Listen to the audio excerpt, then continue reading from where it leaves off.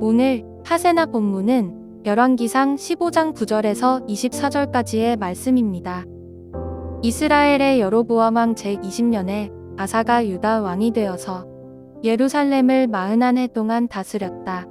그의 할머니는 아비살롬의 딸 마아가이다. 아사는 그의 조상 다윗과 같이 주님께서 보시기에 정직하게 행하였다. 그는 성전 남창들을 나라 밖으로 몰아내고 조상이 만든 모든 우상을 없애버렸다.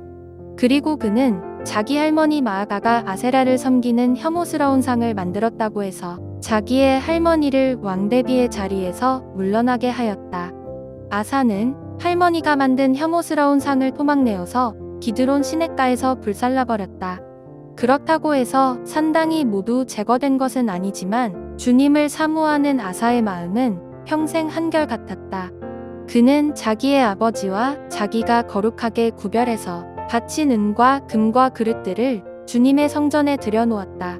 아사와 이스라엘 왕 바아사 사이에는 그들이 살아있는 동안에 늘 전쟁이 있었다. 이스라엘 왕 바아사가 유다를 치러 올라와서 라마를 건축하고 어느 누구도 유다 왕 아사에게 왕래하지 못하게 하였다. 그러자 아사는 주님의 성전 창고와 왕실 창고에 남아있는 모든 은과 금을 모아 그의 신하들의 손에 들려서 다마스쿠스에 있는 시리아의 헤시온 왕의 아들인 다브림몬의 아들 베나닷에게 보내면서 말하였다. 나의 아버지와 그대의 아버지가 서로 동맹을 맺은 것과 같이 나와 그대도 서로 동맹을 맺읍시다.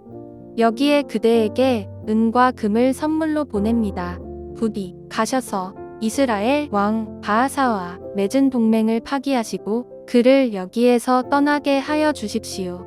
벤하닷이 아사 왕의 청을 받아들이고 이스라엘 성읍들을 치려고 자기의 군사령관들을 보내어서 이온과 단과 아벨벳마아가와 긴네렛 전 지역과 납달리 전 지역을 치게 하였다. 바아사는 이 소문을 듣고는 라마 건축을 멈추고 디르사로 거처를 옮겼다. 그리고 아사 왕은 모든 유다 사람에게 명령하여 한 사람도 빼놓지 않고 모두 바아사가 라마를 건축할 때에 쓰던 돌과 제목을 가져오게 하였다. 아사 왕은 이것으로 베냐민의 게바와 미스바를 보수하였다. 아사의 나머지 행적과 그의 권세와 그가 한 일과 그가 건축한 모든 일이 유다 왕 역대지략에 다 기록되어 있다. 그는 늙음하게 이르러서 발에 병이 났다. 아사가 죽어서 조상들과 함께 잠드니 그의 조상 다윗 성의 조상들과 함께 장사 지냈다. 그리고 그의 아들 여호사밧이 그의 뒤를 이어 왕이 되었다. 남유다의 세왕 아사가 즉위합니다. 아사는 솔로몬이 르호보암을 낳고 르호보암이 남은 아비야의 아들입니다.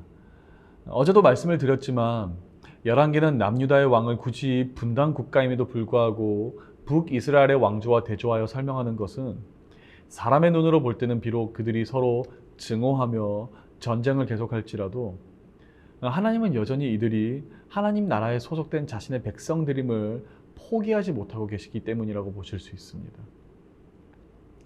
성경을 기록할 당시 우리나라 언어로 번역되는 모친이라는 단어는 우리가 아는 것보다 훨씬 더 포괄적인 의미를 가지고 있습니다. 예를 들어서 여전히 유대인들을 바라보며 아브라함의 아들들이라고 부르는 사람들이 있습니다.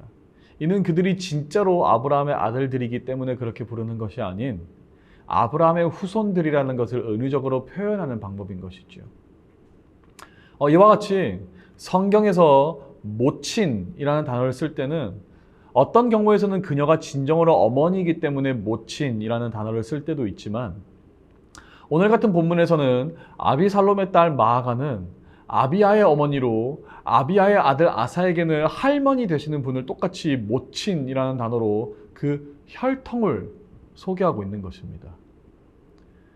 그래서 세번역 성경이나 영어 NIV 성경에서는 여기서 나타나는 혼란을 조금 더 줄여보고자 모친이라는 단어를 할머니라는 단어로 대체합니다.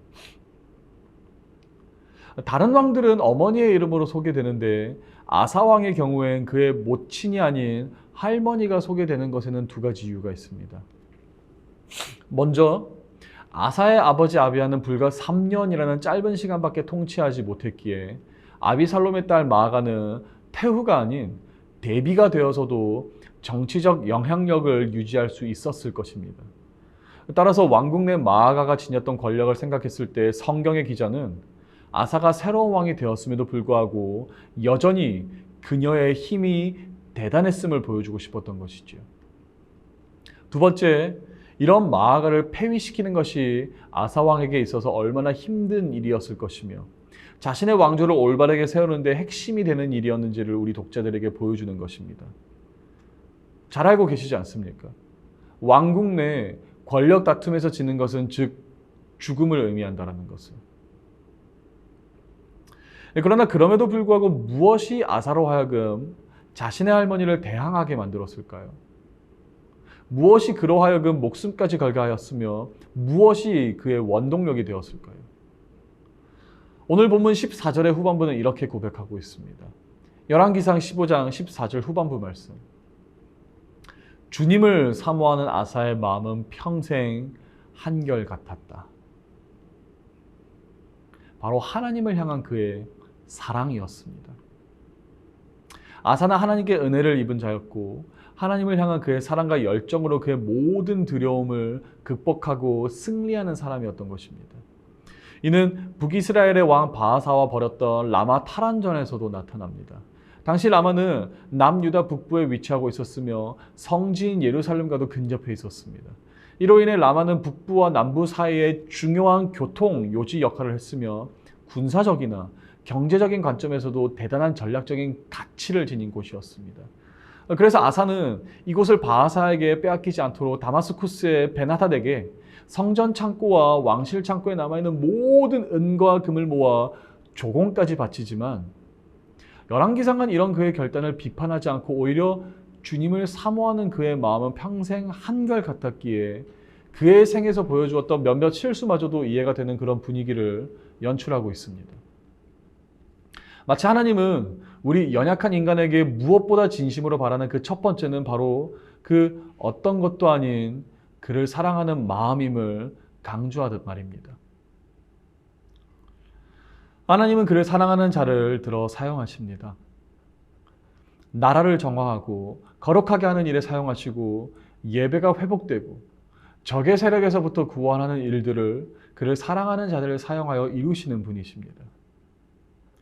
우리는 늘 보이지 않는 성전을 세우며 오늘도 자신을 바라보며 하세나 하시조 말씀을 통하여 주님을 알아가고자 하는 열심이 상당히 대단한 사람이라고 주장할 수 있겠지만 혹시 매일매일 반복되는 영적 루틴과 일상 속에서 하나님을 진정으로 사모하는 마음은 작아지지 않았는지요? 하나님을 향한 아사의 마음은 평생 한결같았다라고 열왕기는 말하고 있는데 우리의 마음은 어떤지요? 시간이 지남에 따라 혹시 주를 향한 우리의 마음도 조금 식지는 않았습니까? 나라를 거룩히 하고 교회를 다시 세우고 예배를 회복하는 것은 지혜와 지식이 필요한 것이 아닌 바로 그 무엇보다 하나님을 뜨겁게 사랑하는 마음인 줄로 믿습니다. 그러므로 오늘 하루도 주님을 향한 우리의 마음을 회복하여 그 무엇보다 그리고 그 누구보다 우리 주님만을 뜨겁게 사랑하여 열방 가운데 여호와 하나님의 이름을 새기는 성도님들 되실 수 있기를 주님의 이름으로 축복합니다. 오늘의 하시절은 분리수거 솔선수범하기입니다. 우리 집 분리수거뿐만 아니라 내 이웃의 분리수거를 함께 도와주면 어떨까요? 오늘의 하시죠? 함께 하시죠.